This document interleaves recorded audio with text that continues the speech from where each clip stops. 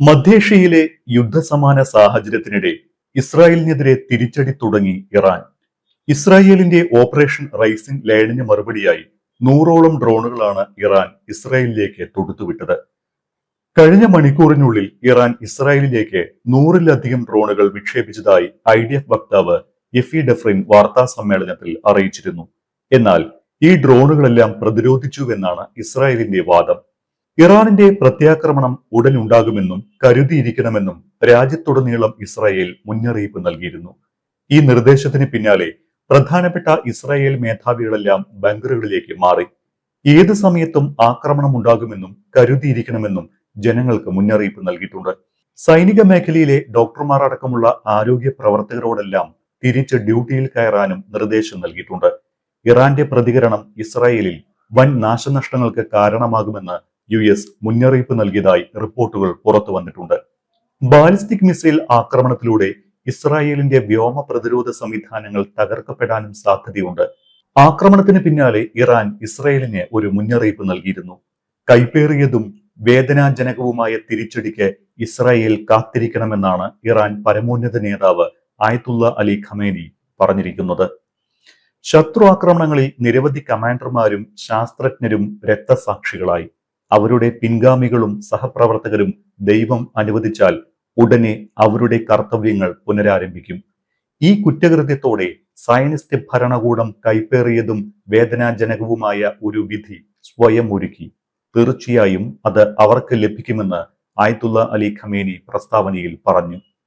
അതിനിടെ പുറത്തുവരുന്ന റിപ്പോർട്ടുകൾ പ്രകാരം ഇറാന്റെ ആണവ കേന്ദ്രങ്ങൾ തകർക്കാൻ ഇസ്രായേലിന് സാധിക്കില്ല എന്നാണ്. കാരണം അതിന്റെ കോൺക്രീറ്റ് പോലും വളരെ ശക്തമായി ഉറപ്പിച്ചാണ് നിർമ്മിച്ചിരിക്കുന്നത്.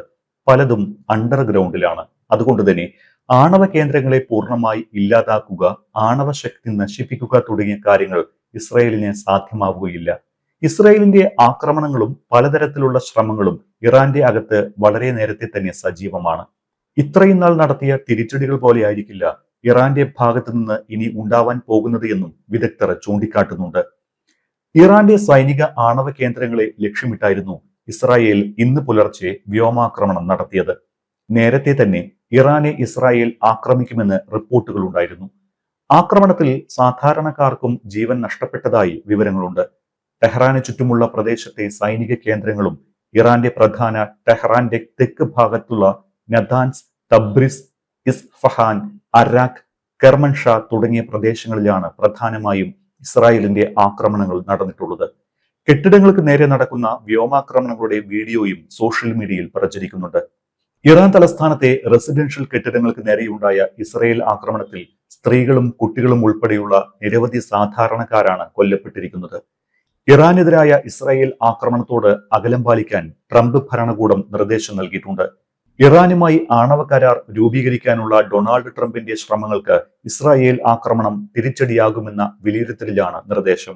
ഞായറാഴ്ച ഇറാനുമായി യുറേനിയം എൻറിച്ച്മെന്റ് പദ്ധതി വിപുലീകരിക്കുന്നത് സംബന്ധിച്ച ചർച്ചയുടെ 6ാം റൗണ്ട് നടക്കാനിരിക്കെയാണ് ഇസ്രായേൽ ഇറാനിൽ പലയിടങ്ങളിലും ആക്രമണം നടത്തിയിരിക്കുന്നത്. ഇറാനെതിരായ ഇസ്രായേൽ ആക്രമണം ഏകപക്ഷീയമാണ് എന്നാണ് അമേരിക്കയുടെ ദേശീയ സുരക്ഷാ ഉപദേശക സെക്രട്ടറി മാർക്കോ റൂബിയോ വിശദമാക്കിയത്. തങ്ങളുടെ പ്രഥമ പരിഗണന മേഖലയിലെ അമേരിക്കൻ സൈന്യത്തിന്റെ സംരക്ഷണമാണ്.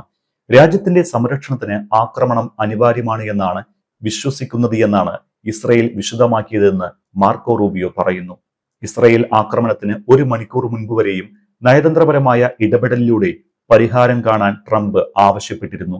അന്താരാഷ്ട്ര ആണവ ഊർജ ഏജൻസി വ്യാഴാഴ്ച ഇറാനിൽ 20 വർഷത്തിനിടെ ആദ്യമായി ആണവ പദ്ധതികളുടെ വ്യാപനത്തിൽ നയം തെറ്റിച്ചുവെന്ന് വിശദമാക്കിയപ്പോഴും ആണവ പദ്ധതികൾ സമാധാനപരമായ ആവശ്യങ്ങൾക്ക് വേണ്ടിയുള്ളതാണ് എന്നാണ് ഇറാൻ വാദിച്ചിരുന്നത്. ഇറാന്റെ ആക്രമണം അമേരിക്ക അറിഞ്ഞുകൊണ്ടുള്ളതല്ല എന്നാണ് മാർക്കോ റൂബിയോ പറയുന്നത്. എന്നാൽ ഇസ്രായേലിനെതിരായ ഇറാന്റെ പ്രത്യാക്രമണങ്ങളിൽ ഇസ്രായേലിനെ പിന്തുണയ്ക്കുമോ എന്ന കാര്യം മാർക്കോ റൂബിയോ വ്യക്തമാക്കിയിട്ടില്ല.